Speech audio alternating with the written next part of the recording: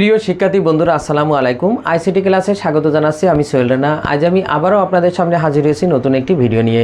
আমার আজকের ভিডিওর বিষয় হলো আইসিটি এর তৃতীয় অধ্যায় সংখ্যা পদ্ধতির উপর। আর যে প্রশ্নটির সমাধান করব সেটি রাজশাহী বোর্ডে 2025 সালে এসেছিল। তো চলুন বন্ধুরা আগে আমরা প্রশ্নটি পড়ে আসি। অয়ন ফলের দোকান থেকে 3A টাকার আপেল ও 57 টাকার কমলা কিনলো। এরপরে করণীয় কতে বলা হয়েছে র্যাডিক্স পয়েন্ট কি? র্যাডিক্স পয়েন্ট হলো পজিশনাল সংখ্যা পদ্ধতিতে কোনো সংখ্যার পূর্ণসংখ্যা ও ভগ্নাংশকে আলাদা করার জন্য যে চিহ্ন ব্যবহার করা হয় তাকেই র্যাডিক্স পয়েন্ট বলা হয়। এরপর খতে দেখেন বলা হয়েছে a সমান 004116 ব্যাখ্যা করো। তার মানে 004116 হলো একটি হেক্সাডেসিমাল সংখ্যা যার দশমিক মান হলো 65। ইউনিকোড টেবিল অনুযায়ী ইউ প্লাস 004116 সমান 65, যা এই অক্ষরের প্রতিনিধিত্ব করে। অর্থাৎ a সমান 004116 অর্থ এ হলো সেই অক্ষর যার ইউনিকোড পয়েন্ট হলো 004116। এটাই ছিল খ প্রশ্নের উত্তর। এবার গতে দেখেন বলা হয়েছে উদ্দীপককে উল্লেখিত আপেল ও কমলার মোট মূল্য বাইনারিতে কত সেটা নির্ণয় করো। তো দেখেন এখানে অয়ন যে ফলের দোকান থেকে আপেল কিনলো সেটা হলো 3A, যেটা হেক্সাডেসিমাল সংখ্যা পদ্ধতিতে আছে, আর 57 যেটা অক্টালে আছে সেটা কমলার মূল্য। তো এখানে বলা হয়েছে যে আপেল ও কমলার মোট মূল্য বাইনারিতে নির্ণয় করো। তার মানে আমাদের এই দুটি সংখ্যাকে আগে আমাদের বাইনারিতে নির্ণয় করব, করে তারপরে বাইনারিতে যোগ করে আমরা মোট মূল্য বাইনারিতে বের করব। তাহলে আমরা শুরু করি। দেখেন এটা হলো গ প্রশ্নের উত্তর। তাহলে আমরা এখানে গ দিয়ে শুরু করি। প্রথমে দেখেন আপেলের মূল্য। তাহলে আমরা এখানে লিখলাম আপেলের মূল্য। আপেলের মূল্য দেখেন 3A, তার মানে 3A যেটা আমাদের হেক্সাডেসিমালে আছে, আমরা এইটাকে কি করব বাইনারিতে রূপান্তর করব। তাহলে আমরা এখানে দেখেন 3A মানে হেক্সাডেসিমাল সংখ্যাকে বাইনারিতে রূপান্তর করতে হলে আমাদের 4 বিট প্রয়োজন, তার মানে 1 2 4 8। তো দেখেন আমাদের এখানে দুটি অঙ্ক আছে, একটা 3 আর একটা A। তো 3 তৈরি করতে আমাদের যেটা ব্যবহার হবে, তার মানে যে সংখ্যা লাগবে তার নিচেই 1 আর যেটা লাগবে না সেটার নিচেই 0। তার মানে এখানে এই 3 বানাতে হলে আমাদের 8 লাগবে না, 4 লাগবে না, 2 আর 1 লাগবে। তার মানে 2 আর 1 যোগ করলে 3। তাহলে 3-এর পরিবর্তে আমরা 0011 লিখব। তার মানে হেক্সাডেসিমাল সংখ্যা পদ্ধতি 3 যার বাইনারি মান হলো 0011। তো আমার এখানে দেখেন আমরা হেক্সাডেসিমাল থেকে বাইনারিতে আগে রূপান্তর করব। যদি এটা আপনি না বোঝেন তাহলে আমার আগের ভিডিওতে সুন্দরভাবে দেওয়া আছে কিভাবে আপনি হেক্সাডেসিমাল থেকে বাইনারিতে যাবেন, সেটা দেখে আসলে আরও ভালো হয়। এখানে আমি বিস্তারিত জানাচ্ছি না, জাস্ট মূল ধারণা দিয়ে যাচ্ছি। এবার দেখেন এ বলতে 10, তার মানে হেক্সাডেসিমালে এর মান 10। তো এ তৈরি করতে আমাদের অর্থাৎ 10 তৈরি করতে আমাদের 8 লাগবে আর 2 লাগবে, কারণ 8 আর 2 10, 4 আর 1 লাগবে না, তার মানে 1010। তার মানে আমাদের যে আপেলের মূল্য 3A তার বাইনারি আসে 111010। আমরা আগে যে দুইটা 0 আছে ওইটা বাদ দিয়ে দিলাম, কারণ সংখ্যার আগে যে 0 থাকে তার কোনো মূল্য থাকে না। এবার দেখেন কমলার মূল্য। তাহলে আমরা এখানে লিখি কমলার মূল্য। কমলার মূল্য এখানে আমাদের আছে 57, তার মানে অক্টাল সংখ্যা পদ্ধতিতে এটাকেও আমরা বাইনারিতে রূপান্তর করে নেব। তার মানে এখানে 5 আর 7। তো মনে রাখবেন বাইনারি থেকে অক্টাল থেকে বাইনারিতে যেতে হলে আমাদের 3 বিট লাগবে, তার মানে 4 2 1। তাহলে 3 বিট। এখন দেখেন এই 5 তৈরি করতে আমাদের কোন কোন সংখ্যা লাগবে, 4 আর 1 5। তাহলে 2 লাগবে না, তার নিচে 0। তার মানে অক্টালের 5 তার বিপরীতে বাইনারি সংখ্যা হলো 101। এবার দেখেন 7 বলতে আমাদের অক্টাল সংখ্যায় যেটা আছে বাইনারিতে যেতে হলে দেখেন 4 আর 2 6 আর 1 কত 7, তার মানে 111। তার মানে এখানে যে 57 যেটা অক্টালে আছে আর তার বাইনারি মান হলো 101, এরপর 111। এটাই হলো আমাদের এই 57-এর বাইনারি মান। এইবার আমাদের কি করতে হবে, এই যে আপেলের মূল্য যেটা বাইনারিতে পেলাম আর কমলার মূল্য যেটা বাইনারিতে পেলাম, এই দুইটাকে আমাদের যোগ করতে হবে। তাহলে আমরা এবার লিখি। দেখেন প্রথমে দেখেন 3A যেটা হেক্সাডেসিমালে আছে তার বাইনারি মান হলো 111010, আর কমলার মূল্য 57 যেটা অক্টালে, আর তার বাইনারি মান হলো এখানে 10111 এই। এইবার আমরা এই দুইটা সংখ্যাকে আমরা কি করব, যোগ করে দেব। তো বাইনারি যোগের ক্ষেত্রে আমাদের মনে রাখতে হবে বাইনারির বেস 2, তাহলে স্বাভাবিকভাবে যোগ করব। যোগ করে যদি দেখি যে বাইনারির বেস যেহেতু 2, এই 2-এর উপরে অথবা 2-এর সমান হলে 2 দ্বারা বিয়োগ করব। মানে যতক্ষণ না 2-এর নিচে আসবে ততক্ষণ বিয়োগ করব। যদি একবার বিয়োগ করি তাহলে হাতে থাকবে 1, যদি 2বার বিয়োগ করি হাতে থাকবে 2, এইভাবে। তো এখানে দেখেন 0 আর 1 যোগ করলে 1 হয়, যেটা বাইনারি বেজের 2-এর নিচেই, তাই এক্ষেত্রে ওই নিয়ম হবে না। এবার দেখেন 1 আর 1 2, তাহলে এবার দেখেন আমি এখানে একটু রাফ দেখাই।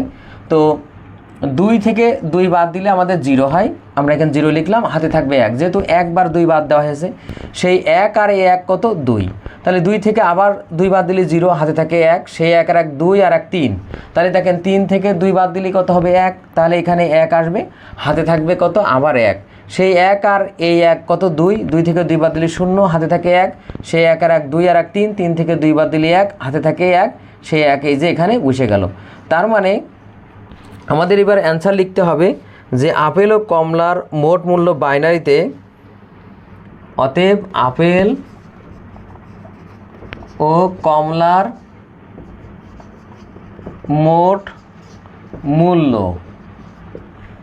বাইনারিতে 11010001, এটাই ছিল আমাদের গ প্রশ্নের উত্তর।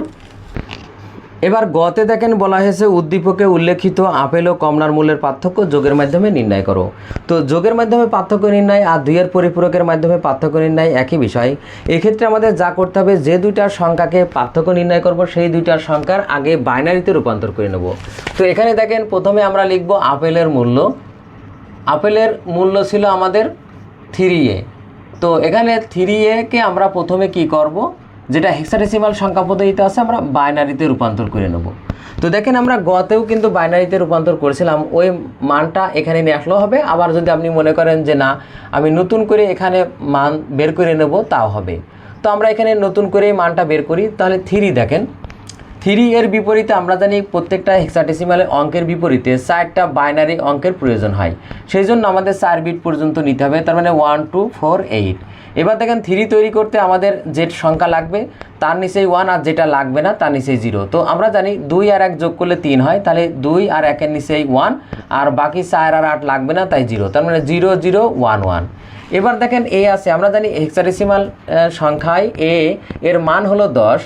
তো এই 10 তৈরি করতে আমার লাগবে 8 আর 2 10, 4 আর 1 লাগবে না, তাই 0। তার মানে এর বাইনারি মান হলো 1010।